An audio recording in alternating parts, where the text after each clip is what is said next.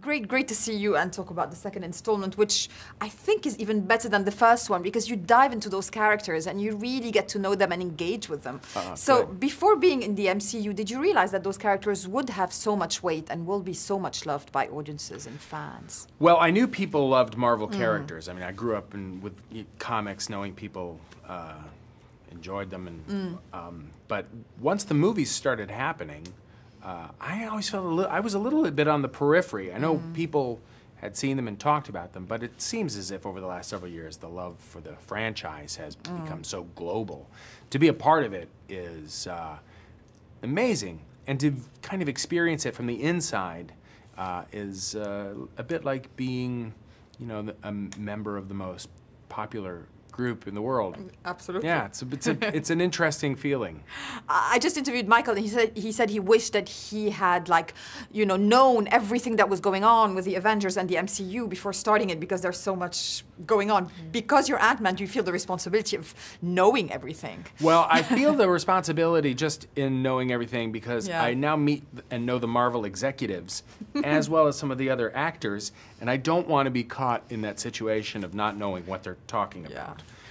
That's happened to me before, where I was working on that television show Friends, and everyone saw the show. I hadn't seen all of the Friends episodes, and they would refer to them, and I would just get really quiet.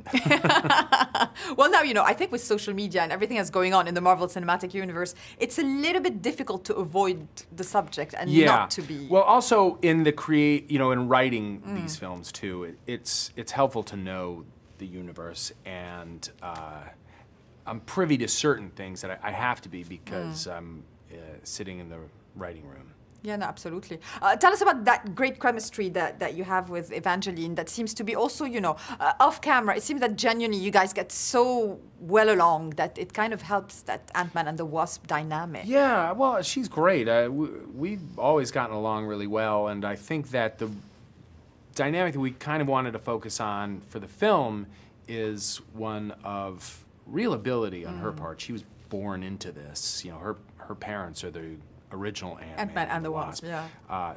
My character, not as much. So while we work very well as a team, we wanted some of our certain skill sets to offset each other. Personalities work well, but then, you know, she could be all business and I tend to make jokes at certain things, and yet it all kind of works well as a team. I kept thinking back to this show Moonlighting, which was with Bruce Willis and Sybil Shepherd, and it seems as if a lot of the kind of female, you know, the couples that fight crime have the similar dynamic. Yeah, and, you know, equal characters, and then, you know, you kind of relate to both of them in a way. It's easy to be, you know, very enthusiastic about having Michael Douglas in a film. Now you have Michelle Pfeiffer, and then she kind of, you know, she's amazing. It really adds legitimacy to the entire thing, having the two of them around, as well as Lawrence Fishburne. And, of course. And so, yeah, there would be moments where we're filming, and it's like, okay, well, I'm imagining there's an ant running around here, and it all seems kind of ridiculous in a way. And then there's Michelle Pfeiffer, and there's Michael Douglas, and it makes all of us feel like, oh, wow, this is a real movie because they're here. And even the crew felt that too. Well, I also think your sense of humor also brings that amazing flavor to the series. So what do you most enjoy about playing Scott Lang and infusing that Paul Rudd humor into him? Well, it's a trademark. I always, I don't know. Well, I don't know about that, but I appreciate it.